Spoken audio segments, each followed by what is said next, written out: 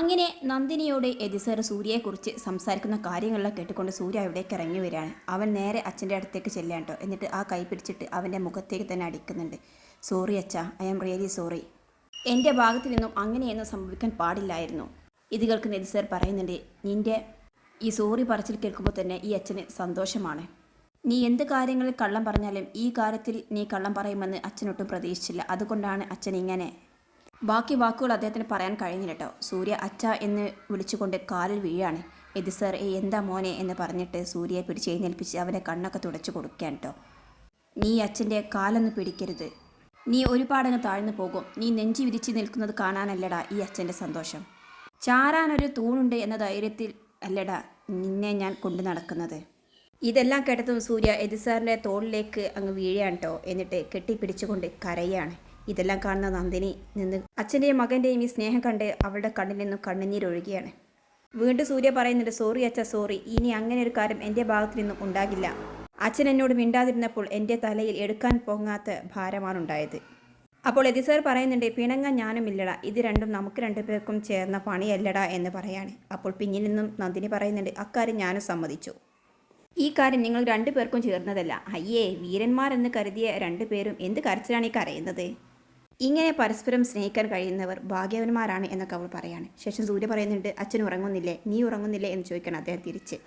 എതിസർ പറയുന്നുണ്ട്, ഞാൻ അല്പം കഴിഞ്ഞേ ഉറങ്ങുന്നുള്ളൂ. അതൊന്നും പറ്റില്ല, വാ നമുക്ക് രണ്ടുപേർക്കും മുകളിലേക്ക് പോകാം എന്ന് പറഞ്ഞ് സൂര്യ അച്ഛനെയും കൂട്ടി മുകളിലേക്ക് പോവുകയാണ്. ഇതെല്ലാം സന്തോഷപൂർവ്വം നോക്കി നിൽക്കാൻ കേട്ടോ നന്ദിനി. പിന്നീട് കാണിക്കുന്നത് അടുത്ത ദിവസം രാവിലെയാണ്. വിജയും ഇന്ദ്രജയും കൂടി ഹോളിലിരുന്ന് പത്രം വായിക്കുകയാണ്. ആ സമയത്ത് നന്ദിനി 2 കപ്പ് ചായയുമായിട്ട് അവിടേക്ക് വരികയാണ് കേട്ടോ. ചായ 2 പേർക്കും കൊടുത്തതിന് ശേഷം അവൾ പോകാൻ നിൽക്കുമ്പോൾ ഇന്ദ്രജ പറയുന്നുണ്ട്, നിൽക്കേ. എന്നിട്ട് ചായയുടെ കപ്പ് താഴെ വെച്ചിട്ട് അവൾ അവിടെ നിന്നും എഴുന്നേറ്റ് പറയുന്നുണ്ട്, സൂര്യ ടെൻഡറിന് പോയ ദിവസം ആരോ ഒരാൾ നിന്നെ വിളിച്ചല്ലോ, എന്നിട്ട് നിൻ്റെ കയ്യിൽ എങ്ങനെയാണ് ആ ഗിഫ്റ്റ് വന്നത്? അപ്പോൾ നന്ദിനി പറയുന്നുണ്ട്, അവരെന്നെ ഫോണിൽ വിളിച്ച് പുറത്തേക്ക് ചെല്ലാൻ പറഞ്ഞു. അപ്പോഴേക്കും കനകയും ഡോറിൻ്റെ അടുത്ത് വന്ന് ഇതെല്ലാം ശ്രദ്ധിക്കാൻ കേട്ടോ. നീ ആരാടി, വലിയ സെലിബ്രിറ്റിയാണോ? എല്ലാവരുടെയും കയ്യിൽ നിൻ്റെ നമ്പർ ഉണ്ടാകാൻ നിനക്ക് അവരുമായിട്ട് എന്താടി കണക്ഷൻ എന്ന് ചോദിക്കുകയാണ്. നന്ദിനി പറയുന്നുണ്ട്, എനിക്കവരെ അറിയില്ല മാഡം, സത്യമായിട്ടും അറിയില്ല എന്ന് പറയാണ്. അപ്പോൾ വിജയ് ഇരിക്കുന്നിടത്ത് നിന്ന് എഴുന്നേറ്റ് പറയുന്നുണ്ട്, കൊണ്ടുവന്ന ഗിഫ്റ്റ് ഇന്ദ്രജയ്ക്കുള്ളതാണ് എന്നാണല്ലോ എല്ലാവരുടെയും ആരോപണം. അങ്ങനെ ആയിരുന്നെങ്കിൽ നീ അത് ഇന്ദ്രജയുടെ കയ്യിലല്ലേ കൊടുക്കേണ്ടത്? അപ്പോൾ നന്ദിനി പറയുന്നുണ്ട്, എന്നോട് സൂര്യ സാറിൻ്റെ കയ്യിൽ കൊടുക്കാനാണ് പറഞ്ഞത്. ഇത് കേട്ടതും ഇന്ദ്രജ, കള്ളം, നിന്നോട് അവർ അങ്ങനെ ഒരു കാര്യം തന്നെ പറഞ്ഞിട്ടില്ല. പക്ഷേ എന്നെ ഒറ്റ കൊടുക്കണമെന്നും ഈ വീട്ടിൽ നിന്നും എന്നെ പുറത്താക്കണമെന്നും നീ തീരുമാനിച്ചു. അപ്പോൾ നന്ദിനി പറയുന്നത്, ഒരിക്കലുമില്ല മാഡം, ഇവിടെ വഴക്കുണ്ടായപ്പോൾ ഞാൻ സൂര്യസാറിൻ്റെ കാല് പിടിച്ച് പറഞ്ഞതാണ് നിങ്ങളെ പുറത്താക്കരുത് എന്ന്. ഇത് കേട്ടത് വിജയെ പറയുന്നുണ്ട്, കേട്ടില്ല ഇന്ദ്രജയെ, എന്ന് വച്ചാൽ നമ്മൾ ഇവിടെ നിൽക്കുന്നത് ഇവളുടെ ദയ കൊണ്ടാണെന്ന്. അയ്യോ സർ, ഞാൻ അങ്ങനെയൊന്നും ഉദ്ദേശിച്ചിട്ടില്ല, എനിക്കറിയാത്ത കാര്യത്തിന് എന്നെ ഇങ്ങനെ കുറ്റപ്പെടുത്തരുത് എന്ന് നന്ദിനി പറയാണ്. അപ്പോൾ ഇന്ദ്രജ പൊട്ടിത്തെറിക്കാണ്, നിനക്കറിയാത്ത കാര്യമോ? സൂര്യയും അമ്മയും തമ്മിലുള്ള വൈരാഗ്യം നീ മുതലെടുത്തു. പിന്നെ എനിക്ക് മനസ്സിലായി അതുകൊണ്ട് കാര്യമില്ല എന്ന്. അതുകൊണ്ട് എങ്ങനെയെങ്കിലും എന്തെങ്കിലും പ്രശ്നമുണ്ടാക്കി എന്നെ വേദന ഈ വീട്ടിൽ നിന്നും ഇറക്കി വിടണമെന്ന് നീ തീരുമാനിച്ചു. അതുകൊണ്ടല്ലേ നീ ഇങ്ങനെ പ്രശ്നമുണ്ടാക്കുകയും എന്നിട്ട് വേണം ഈ വീട്ടിലുള്ളതെല്ലാം നിനക്ക് കെട്ടിപ്പിടിച്ച് കിടക്കാൻ എന്ന് പറയാണ്ട് വിജയ്. എല്ലാം കേട്ട് നിൽക്കുന്ന നന്ദിനിക്ക് സഹിക്കുന്നില്ല. അല്ലേടി എന്ന് വീണ്ടും അവൻ ചോദിക്കുകയാണ്.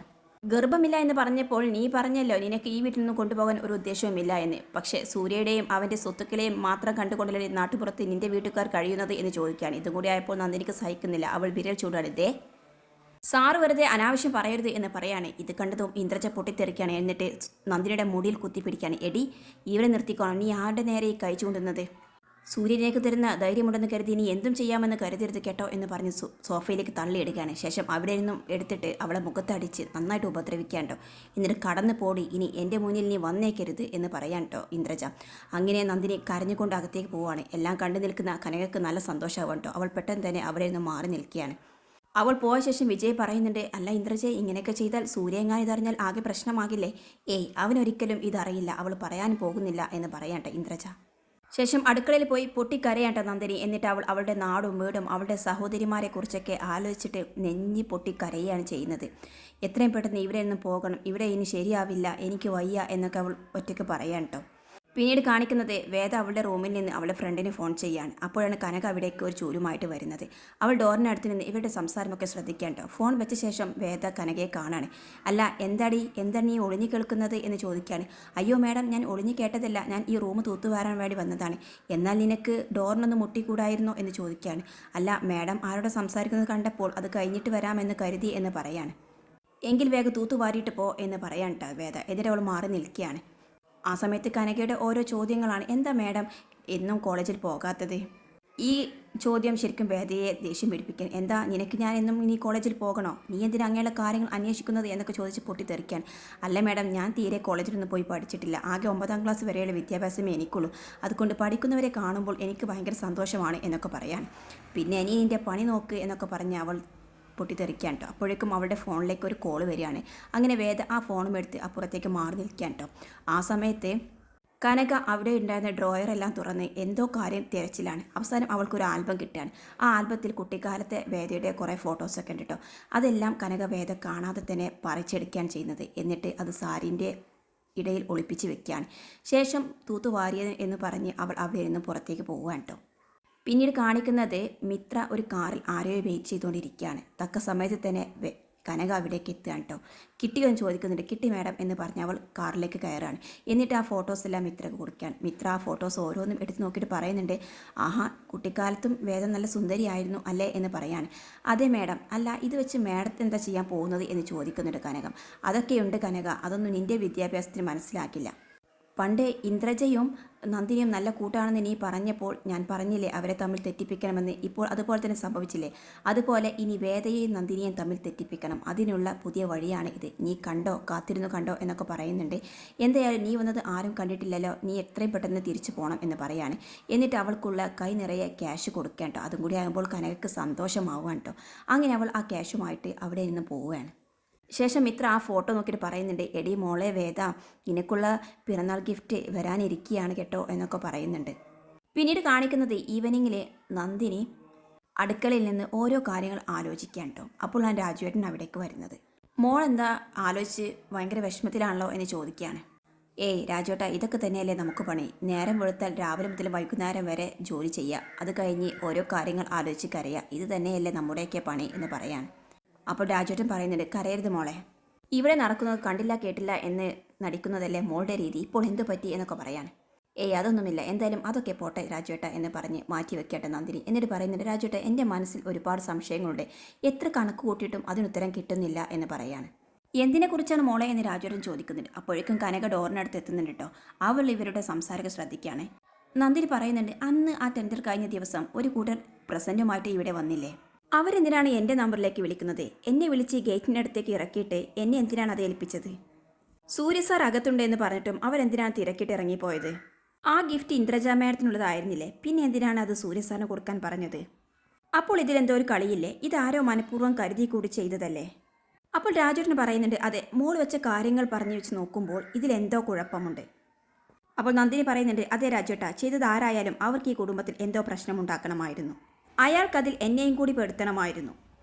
അത് മോൾ പറഞ്ഞ് ശരിയാണെന്ന് രാജുവേട്ടൻ പറയാണ്. അപ്പോൾ നന്ദിനി പറയുന്നുണ്ട്, ഇങ്ങനെ കുറേ സംഭവങ്ങളായില്ലേ ഇവിടെ നടക്കുന്നത്, ഞാനൊന്നും അറിയുന്നില്ല, പക്ഷേ എന്നാൽ എല്ലാത്തിനും കുറ്റക്കാരി ഞാനാവുകയാണ്. എങ്കിൽ ഇതിൻ്റെ പിന്നിൽ ആരോ ഒരാളുണ്ട്, അതാരാണെന്ന് എനിക്ക് കണ്ടുപിടിക്കുക തന്നെ വേണം. അപ്പോൾ രാജുവേട്ടൻ പറയുന്നുണ്ട്, അതേ മോളെ, ആരോ ഒരാൾ നമ്മളെ ചതിച്ചുകൊണ്ട് നമ്മുടെ എല്ലാ കാര്യങ്ങളും വാച്ച് ചെയ്തുകൊണ്ട് ഈ വീട്ടിൽ തന്നെയുണ്ട്, അവരെ കണ്ടുപിടിക്കുക തന്നെ വേണം മോളെ എന്നൊക്കെ പറയുന്നുണ്ട്. അതേ രാജുവേട്ട എന്ന രണ്ടുപേരും ദൃഢനിശ്ചയത്തിൽ നിൽക്കുകയാണ്. എന്നാൽ ഇതെല്ലാം ഒളിഞ്ഞു കേൾക്കുന്ന കനകയ്ക്ക് ഉള്ളിൽ പേടി തോന്നുകയാണ്. ഇനി നന്ദിനി എങ്ങാനും എന്നെ പിടിച്ചാൽ പിന്നെ ആകെ കുഴപ്പമാകുമല്ലോ ഈശ്വര കാര്യങ്ങൾ എന്നൊക്കെ പറഞ്ഞ് അവൾ അവിടെ നിന്നും എല്ലാം പോവാൻ കേട്ടോ. പിന്നീട് കാണിക്കുന്നത് നൈറ്റിലെ വേദയുടെ ബർത്ത്ഡേയോടനുബന്ധിച്ച് കുറച്ച് പാർട്ടികളെല്ലാം ഫ്രണ്ട്സ് അറേഞ്ച് ചെയ്തിരുന്നു കേട്ടോ. അവൾക്കതിന് പോവുകയും വേണം. അങ്ങനെ അവളെ താഴെ ഹോളിലെത്തിയിട്ട് പത്മയോട് കാര്യം ചോദിക്കുന്നുണ്ട്. എന്നാൽ പത്മയാകട്ടെ അതിന് പൊട്ടിത്തെറിക്കുകയാണ്. ഈ ഒരു അവസ്ഥയിലും തനിക്ക് ബർത്ത്ഡേ ആഘോഷിക്കാൻ പോകണമല്ലേ, നീ ഇപ്പോൾ തൽക്കാലത്തേക്ക് പോകണ്ട എന്നൊക്കെ പറയുന്നുണ്ട്. പക്ഷേ വേദയുണ്ട് കേൾക്കുന്നത്. അവസാനം സൂര്യ പറയുന്നുണ്ട്, എന്തിനാണ് ഇങ്ങനെ പൊട്ടിത്തെറിക്കുന്നത്, അവൾ എൻജോയ് ചെയ്യട്ടെ, അവൾക്കെങ്കിലും അല്പം സമാധാനം സന്തോഷം ഈ വീട്ടിൽ കിട്ടട്ടെ, എന്തിനാണ് ഇങ്ങനെയുള്ള കാര്യങ്ങൾ തടസ്സം നിൽക്കുന്നത് എന്നൊക്കെ പറയാൻ കേട്ടോ. അങ്ങനെ വേദ ഡ്രസ്സെല്ലാം മാറി ആ നൈറ്റ് പാർട്ടിക്ക് വേണ്ടി തയ്യാറായിട്ട് പോവാൻ കേട്ടോ. അവിടെയായിട്ട് രോഹിത് അവൾക്ക് നല്ലൊരു ഗിഫ്റ്റുമായിട്ട് എത്തിയിട്ടുണ്ട്. അതേസമയം ആ പാർട്ടി എങ്ങനെ കുളമാക്കാം, എന്നിട്ട് നന്ദിനിയുടെ തലയിൽ എങ്ങനെ കെട്ടിവെക്കാം എന്നുള്ള പ്ലാനുമായിട്ട് മിത്ര റെഡിയായി നിൽക്കുകയാണ്. നന്ദിനിയാകട്ടെ തൻ്റെ പിന്നാലെ ആരോ ഒരാളുണ്ട്, ആരായാലും അവരെ കണ്ടുപിടിക്കുക തന്നെ വേണം എന്നുള്ള കാര്യത്തിന് വേണ്ടിയിട്ടുള്ള പ്ലാനിങ്ങിലൂടെ നീങ്ങുകയാണ്.